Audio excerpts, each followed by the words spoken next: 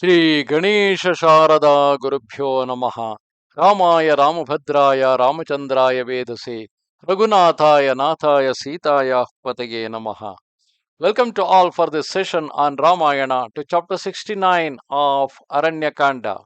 In the previous chapters, we saw Rama and Lakshmana, who set out in search of Sita, finally had come to a state of good mental balance, and they saw Jatayu have died for their sake, and then finally performed all the funeral rites of Jatayu, and then they proceeded towards the dense forest. Having performed the purificatory rites in honor of Jatayu, the two princes entered the forest in quest of Sita, proceeding in a southwesterly direction, armed with sword, bow, and arrow.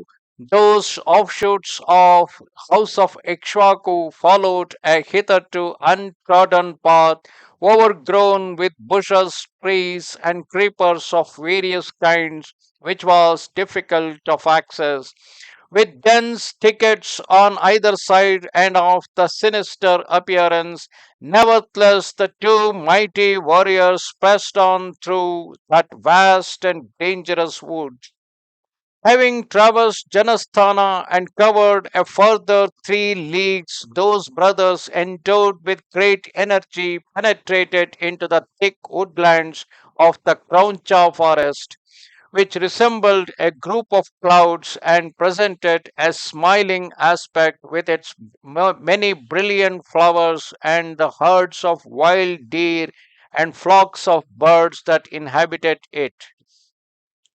After exploring this forest, anxious to behold the princess of Videha once more, sometimes halting to bewail her disappearance, the two brothers resumed their journey and, covering a distance of 3 leagues, came to the hermitage of Matanga.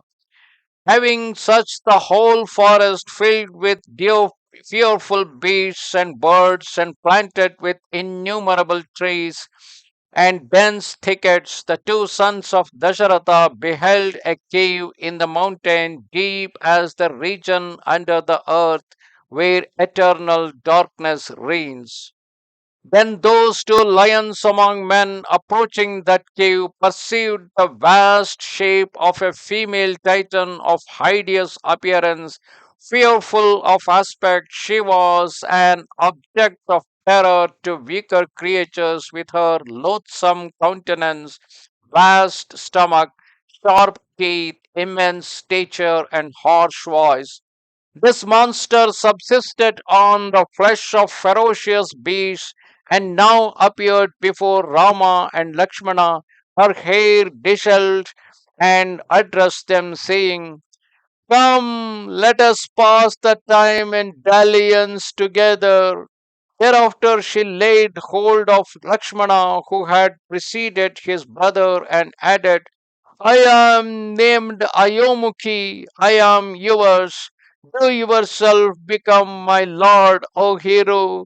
Let us give ourselves up to a long life of pleasure on the summits of the mountains and among the islands in the rivers." Hearing these words, the slayer of his enemies, Lakshmana, full of wrath, drew his sword and cut off her ears and nose and breasts. Her ears and nose being severed, that terrible Titan ran away with all speed, and when she had disappeared, the two brothers Rama and Lakshmana, scourger of their enemies, hastily pressed on and entered the dense forest.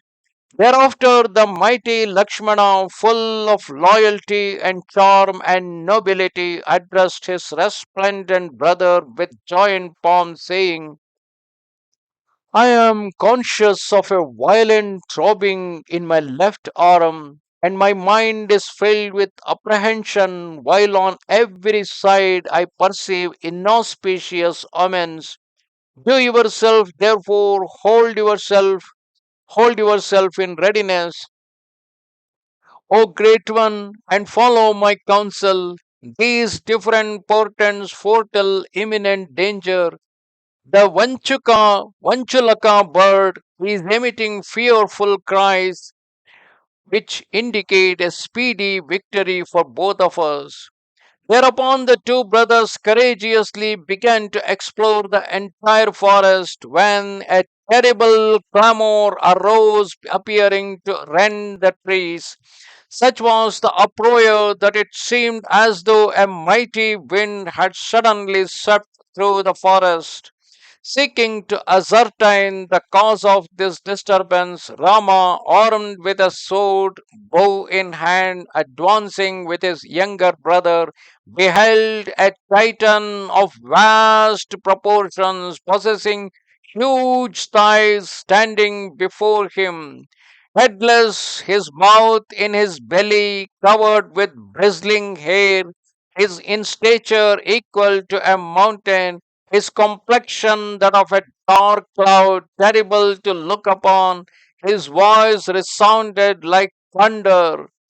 Shining like a lit torch, he seemed to emit sparks, his single eye furnished with yellow lids opening in his breast was strange and hideous, and this monster, possessed of enormous teeth, was licking his lips. Despite their ferocity and size, he fed on bears, lions, deer, and birds, catching them with his great arms at a distance of 4 miles.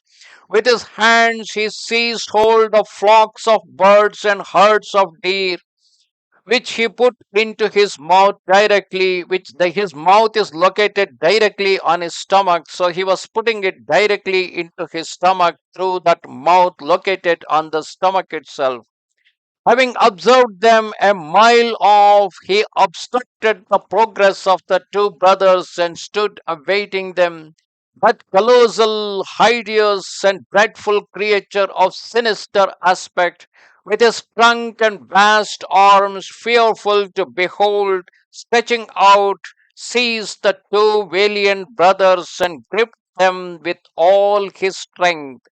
On account of his coolness and courage, the valiant Raghava remained unmoved, but Lakshmana, being a mere stripling and volatile by nature, began to tremble. And that younger brother of Raghava said to him, O hero, behold now I have fallen into the power of this Titan.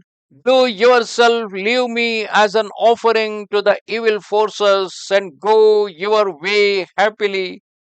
You will soon be reunited with Vaidehi. This is my firm conviction. O Kakusta, when you have regained the kingdom of your forebears and are installed on the throne, please remember me.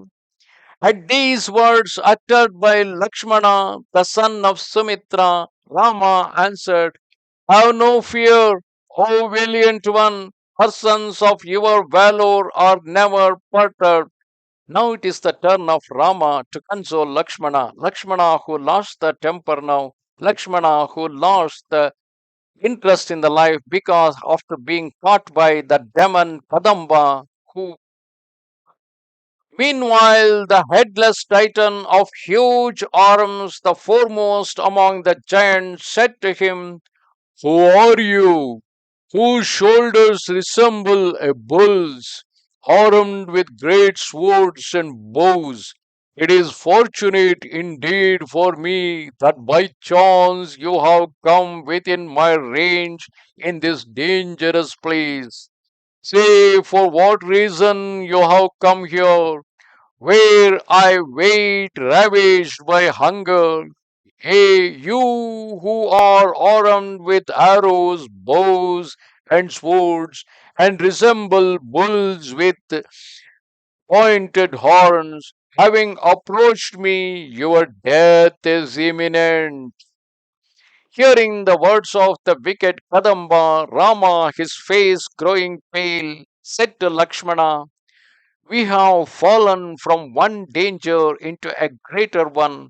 O hero, this ill chance may cost us our lives without our being able to rejoin our beloved Sita. Power of destiny over all beings is inexorable.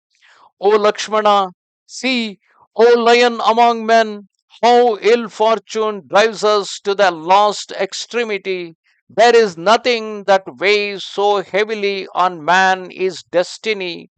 Even the brave, the mighty, the great, and skillful warriors on the field of battle, overtaken by destiny, are swept away like banks of sand. Thus spoke that heroic and illustrious son of Dasharatha, filled with distress, his eyes fixed on Saumitri, while in his soul his composure was fully established.